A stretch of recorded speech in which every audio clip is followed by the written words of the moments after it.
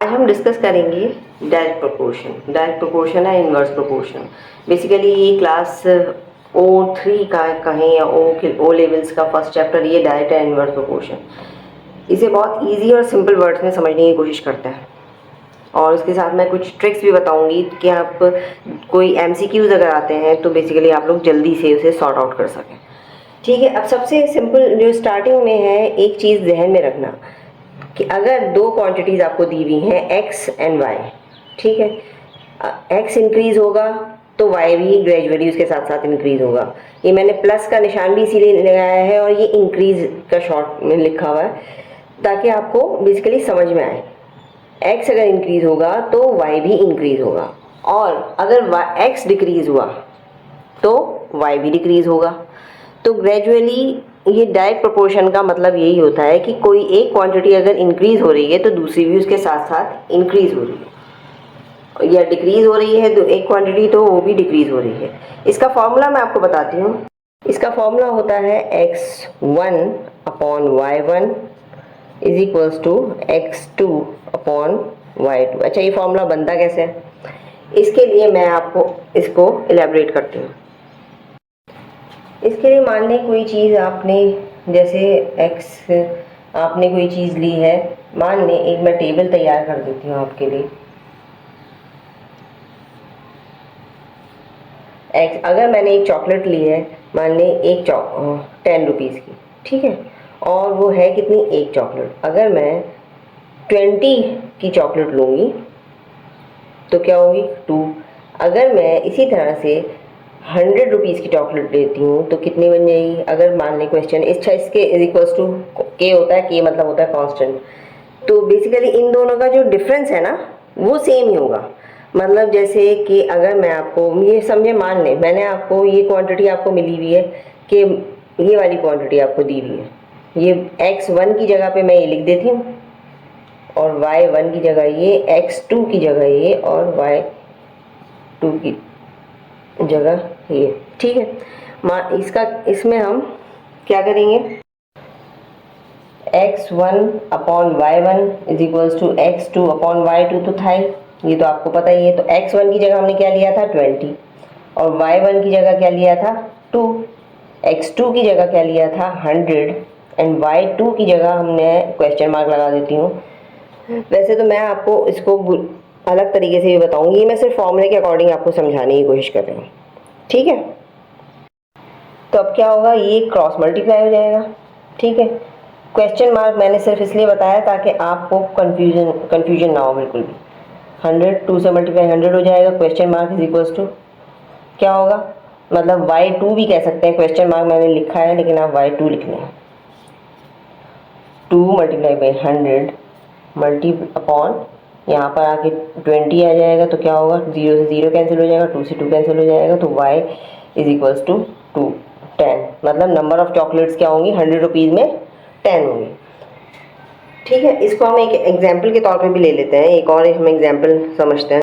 अब मान लें मिसाल के तौर पे नंबर ऑफ डेज है। नंबर ऑफ डेज क्या है हमें, अच्छा हम एक क्वेश्चन लेते हैं एग्जाम्पल के तौर पे, जैसे 5 डेज, नंबर ऑफ डेज क्या है, 5 में $500 हमें मिल रहे हैं 5 डेज में, और x डेज में $1000। तो हमें पता करना है कि कितने दिन में $1000 मिल रहे हैं। तो हमें क्या करना है, सीधा सा सिंपल सा ट्रिक है। हमें ये पता है कि ये ग्रेजुअली बढ़ रहा है, मतलब 5 डेज है तो 500 मिल रहे हैं, तो x डेज में 1000 है, तो दैट मीन्स हमें खुद ही समझ लेना चाहिए ये बढ़ रहा है। जाहिर है अगर आपको पैसे बढ़ रहे हैं, अमाउंट बढ़ रहा है, कॉस्ट बढ़ रही है किसी चीज़ की, तो टाइम भी लगेगा उस काम में। कोई भी नंबर ऑफ किसी की कोई भी काम है ना, मतलब मैं ऐसे लिख सकती हूँ कि कोई भी वर्क है, हम वर्क ले सकते हैं पेंटिंग का या ड्राइंग का या कोई भी चीज़, ठीक है। 5 है तो हम क्या करेंगे, क्रॉस मल्टीप्लाई करेंगे। वैसे हम सिंपल से, मैं बहुत स्पीड से ही करूँगी कि हमें क्या क्रॉस मल्टीप्लाई करना है, x is equals to 5 multiply by 1000 upon 500। ये सिंपल ट्रिक है जो बहुत स्पीड से करने के लिए, जो बच्चे मतलब बहुत ज़्यादा बहुत ज़्यादा प्रैक्टिस करते हैं उनके लिए तो बहुत सिंपल सी चीज़ है, ये बहुत जल्दी जल्दी कर लेंगे। ये असल चीज़ है प्रैक्टिस। तो x इज इक्वल्स टू 10, यानी कि नंबर ऑफ डेज हमारे पता लग गया हमें 10। ये बहुत सिंपल तरीका। अच्छा, इसको एक ट्रेडिशनल तरीका भी मैं आपको बता देती हूँ मैंने किस तरह से किया है। हमने क्या फॉर्मूला अप्लाई किया, x1 upon y1 is equals to x2 upon y2। x1 में क्या गिवन है 5 और y1 में क्या गिवन है 500, ओके। और इज इक्वल्स टू x2 में हमें फाइंड आउट करना है x2, y2 को हमें लिखना है 1000, ठीक है। तो अब ये क्या है, क्रॉस मल्टीप्लाई हो रहा है। ये हमेशा ये देखो कि 5 मल्टीप्लाई में 1000 is equals to x2 multiply by 500, ठीक है। और मैं इसको इधर लिख लूँ या उधर लिख लूँ, इससे कोई इशू नहीं होता। तो x2 इज इक्वल्स टू, मैं इसको 500 को इधर ले आऊँगी डिवीजन में, 5 मल्टीप्लाई बाई 1000 अपॉन 500।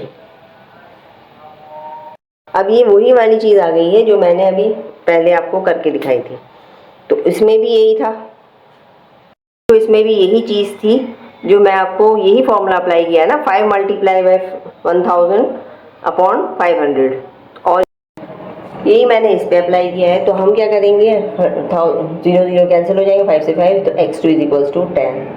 तो इसलिए मैं मतलब ये ट्रेडिशनल मेथड है, ये चीज़ आएगी ना तभी आपके वो शॉर्ट ट्रिक समझ में आएगी, अदरवाइज नहीं समझ में आएगी। हम एक और एग्जाम्पल ले लेते हैं, एग्जाम्पल के तौर पे लेते हैं डिस्टेंस और स्पीड के। अगर हमारे पास हमने 50 किलोमीटर डिस्टेंस कवर किया है 20 मिनट्स में, तो जाहिर है एक नॉर्मल सी चीज़ है, अगर हमें ज़्यादा डिस्टेंस कवर करना है, मतलब 40 स्पीड बढ़ाएंगे तो डिस्टेंस तो बहुत तेज़ी से कम हो जाएगा। डिस्टेंस क्या हो जाएगा, बहुत जल्दी कम, क्या बोल रही हूँ। स्पीड का एक एग्जांपल ले लेते हैं। जैसे डिस्टेंस अगर हमें 50 किलोमीटर कवर किया है 20 मिनट्स में, तो 40 मिनट्स में 40 किलोमीटर पर आवर की स्पीड में कितना डिस्टेंस कवर करेंगे। जाहिर है अगर स्पीड बढ़ाएंगे तो डिस्टेंस भी ज़्यादा ही कवर हो जाएगा ना, ज़्यादा बढ़ेगा। तो हम इसको क्रॉस मल्टीप्लाई अगर करते हैं, जैसे मैंने आपको बताया x इज इक्वल्स टू क्या होगा, इन दोनों को आपस में मल्टीप्लाई करेंगे, 40 मल्टीप्लाई बाई 50 अपॉन 20। ये तो स्पीड से आपने कर लिया है, ठीक है, हो गया, इजी हो गया। 22 ज़ा 40 भी होता है, 2 5 ज़ा क्या होता है 10, तो हो गया 100 किलोमीटर हमने जो है स्पीड मतलब डिस्टेंस कवर किया है 40 किलोमीटर पर आवर में, ठीक है। आप इसको एक नॉर्मल तरीके से भी देख सकते हैं, जैसे कि मैंने आपको पहले भी बताया है कि जो हमारा ट्रेडिशनल तरीका है, हमने क्या किया है, इसको 50 अपॉन 20 करा है, ठीक है, और x अपॉन 40 किया है, ठीक है। अब ये क्या हो गया, क्रॉस मल्टीप्लिकेशन हो गया। तो क्या होगा 50 multiply by 40 upon 20 is equals to x। यही चीज़ आ रही है जो मैंने अभी पहले की थी। तो इसको भी इसी तरह से कैंसिल करेंगे 2 ज़ा, और ये x इज इक्वल्स टू 100। तो बस आपको समझाने का मकसद था कि कोई भी चीज़ आपकी अगर क्वांटिटी, दो क्वांटिटी में चीज़ें बढ़ रही हैं ना, एक साथ बढ़ रही हैं या घट रही हैं। अब जैसे यहाँ पर टाइम स्पीड बढ़ी, डिस्टेंस जितना था स्पीड भी बढ़ाई, तो हमने डिस्टेंस इतना कवर किया, 20 किलोमीटर पर आवर की स्पीड में 50 डिस्टेंस कवर किया, और 40 किलोमीटर पर आवर की स्पीड में हमने 100 किलोमीटर का डिस्टेंस कवर कर लिया। इसको कहते हैं डायरेक्ट प्रोपोर्शंस, ठीक है। और अब बात आती है इन्वर्सली प्रोपोर्शन की। अच्छा, इन्वर्सली प्रोपोर्शन में अक्सर बच्चे थोड़ा सा कंफ्यूज जाते हैं, तो इससे बड़ा ध्यान से सुनना है, ध्यान से समझना है, ओके। इन्वर्स प्रोपोर्शन में क्या होता है, x और y दो क्वांटिटीज हैं। x अगर इंक्रीज हो रहा है तो y डिक्रीज होगा उसी के अकॉर्डिंग, मतलब x को अगर प्लस कर रहे हैं तो y माइनस ही होगा। आप इसे इंक्रीज भी कर दें, ये डिक्रीज को ये DEC है, डिक्रीज भी कहते हैं, दिसंबर में समझ लेना इसको। तो इसी तरह से, या फिर आप ये देख लें कि अगर x जो है डिक्रीज हो रहा है यानी माइनस हो रहा है, इसको मैं इस तरह से भी लिख देती हूँ, तो y ग्रेजुअली इंक्रीज हो रहा होगा, ठीक है। ये चीज़ ध्यान रखनी है। सॉरी, इंक्रीज हो रहा होगा, डिक्रीज लिख दिया मैंने। अच्छा, इसको कैसे कर सकते हैं, आप ये देख सकते हैं, नंबर ऑफ वर्कर्स और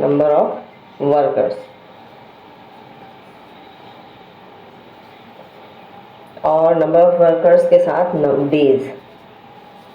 मतलब अगर हमने 40 वर्कर्स मान लिए एक दिन, 40 वर्कर्स हमारे 10 डेज़ में काम ख़त्म कर रहे हैं, ठीक है। तो हमारे जो अगर 60 वर्कर्स होंगे वो कितने डेज़ में कवर करेंगे? मतलब 10 डेज़ क्या है, डेज़ तो कम है, एक चीज़ बढ़ रही है और एक चीज़ कम हो रही है, मतलब 60 वर्कर्स हो जाएंगे तो जाहिर है कम डेज़ में वही काम कंप्लीट करेंगे, लेकिन काम वही होगा, ठीक है, काम वो चेंज नहीं होगा। तो काम क्या होगा? तो अब इसका क्या फॉर्मूला है? इन्वर्स। ये चीज़ याद रखनी है कि एक चीज़ बढ़ रही है और एक चीज़ घट रही है। इसमें क्या है, ये बढ़ रहा है, ठीक है, नंबर ऑफ वर्कर्स बढ़ रहे हैं तो ये नंबर ऑफ डेज कम हो रहा है। नंबर ऑफ वर्कर्स 60 हो जाएंगे तो जाहिर है नंबर ऑफ डेज और कम हो जाएंगे। तो इसका क्या फॉर्मूला है? डायरेक्टली प्रोपोर्शन का फॉर्मूला था x1 upon y1 is equals to y1 x1 is upon x2 upon y2। और इन्वर्सली प्रोपोर्शन का फॉर्मूला क्या है? इन्वर्सली प्रोपोर्शन का formula x1 y1 is equal को मल्टीप्लाई करना है x2 y2। यानी कि अगर मैं इसको देख लूँ, ये अगर x1 है, ठीक है, x1 हो गया, ये y1 हो गया, ठीक है, ये x2 हो गया और ये y2 हो गया। तो इसमें इसकी अगर क्वांटिटीज मैं एक एक जगह लिख लूँ, यानी कि 40 मल्टीप्लाई बाय 10, ठीक है, ये दोनों, एंड x2 हमें फाइंड y2 x2 की वैल्यू हमें गिवन है 60 मल्टीप्लाई बाय y2 की वैल्यू हमें x के तौर पे हमने लिख देते हैं, x दिया हुआ है ना यहाँ पर, मैं सिर्फ आपको एक्सप्लेन कर रही हूँ। तो इसका क्या होगा, किस तरह से करेंगे तो क्या होगा, ये 60 इधर चला जाएगा, ठीक है, डिवीजन में आ जाएगा। मैं इसको अगर इस तरह से कर दूँ तो कोई इशू तो नहीं होना चाहिए, आई होप कोई इशू नहीं होगा। ये हो गया, 0 से 0 कैंसिल हो गया। अभी क्या है, 3 हो गया 20, अब 20 अपॉन, तो इसको आप क्या कर सकते हैं, x इज इक्वल्स टू 20/3। अच्छा, इसको मैंने, आप इसको इस तरह से लिख सकते हैं, आप इसे अगर 3 से करेंगे तो 6 में जाएगा ना, 6, ये हो गया 3 या 2 आएगा। और इसको वैसे अगर एग्जैक्टली पॉइंट में लिखेंगे तो 6.6666 सो ऑन, मतलब डेज जो होंगे टोटल 6.6 समझ लें। तो कहने का मकसद ये है कि एक चीज़ बढ़ रही है, दूसरी चीज़ घट रही है। कोई एक और एग्जाम्पल हम ले लेते हैं। अब स्पीड और टाइम के, जैसे जैसे हम स्पीड बढ़ाते हैं वैसे वैसे हमारा टाइम कम होता जाता है, कहीं भी कोई भी डिस्टेंस, पर्टिकुलर डिस्टेंस कवर करने के लिए। जैसे हमारी स्पीड थी 60 तो 20 मिनट्स में कवर किया, तो 10 मिनट्स में कितनी स्पीड कवर करेंगे, तो वही फॉर्मूला अप्लाई करेंगे। अच्छा, इसमें मैंने आपको क्या बताया था एक चीज़, इसमें क्या होता है, इन्वर्सली प्रोपोर्शन में तो क्रॉस मल्टीप्लिकेशन होता है, लेकिन डायरेक्ट प्रोपोर्शन में क्रॉस मल्टीप्लिकेशन होता है, लेकिन इन्वर्स प्रोपोर्शन में एक दूसरे से इस तरह से मल्टीप्लिकेशन होता है। मतलब x1 y1 होता है ना, तो हम इसको इस तरह से भी लिख सकते हैं। अगर मैं शॉर्ट ट्रिक अपनाऊं तो इसको इस तरह से भी लिख सकते हैं, सीधा 60 मल्टीप्लाई बाई 20/10, ठीक है, इसको। लेकिन अगर ट्रेडिशनल मेथड, अगर फॉर्मूला अप्लाई, ये सिर्फ उन लोगों के लिए है जब हम MCQs करते हैं ना, तो हमें टाइम नहीं होता इतना, MCQs करते हैं या कॉम्पिटिटिव एग्जाम्स में, तो हम फटाफट ये करेंगे, तो हमारा x आ जाएगा 6 2 12 120। हमने कितनी स्पीड रखी 10 मिनट्स में कवर करने के लिए, डिस्टेंस 120 किलोमीटर पर आवर, ठीक है। ये चीज़ अगर मैं इसको एक फॉर्मूले के अकॉर्डिंग करती हूँ तो इसको इस तरह से किया जाए। इससे क्या करेंगे, ये है x1 y1 is equals to x2 y2, ठीक है। इसको मैं इसी तरह से 60 multiply by 20 is equals to x multiply by 10। तो हम इसे इस तरह से भी लिख सकते हैं, ये 10 इधर चला जाएगा, 60 मल्टीप्लाई बाई 20/10, तो आंसर आएगा 120 kilometre per hour. I hope आप लोगों को समझ में आ गया होगा कि इन्वर्स प्रोपोर्शन और डायरेक्ट प्रोपोर्शन में फ़र्क क्या होता है। नेक्स्ट वीडियो में मैं आपको वर्ड नंबर O2 की जो बुक है उसके अकॉर्डिंग, मैं D2 जिसे कहते हैं, उसके अकॉर्डिंग सारे जो मुश्किल क्वेश्चंस हैं, जो टफ़ क्वेश्चंस हैं, मोस्टली बच्चों को नहीं समझ में आते हैं या मुश्किल लगता है करने में, उसके ऊपर मैं बहुत जल्द वीडियोस अपलोड कर रही हूँ। और आपको कोई चीज़ समझ में नहीं आई तो काइंडली मुझसे शेयर ज़रूर कीजिएगा। वीडियो पसंद आई तो प्लीज़ काइंडली शेयर कीजिएगा एंड सब्सक्राइब कीजिएगा। Thank you.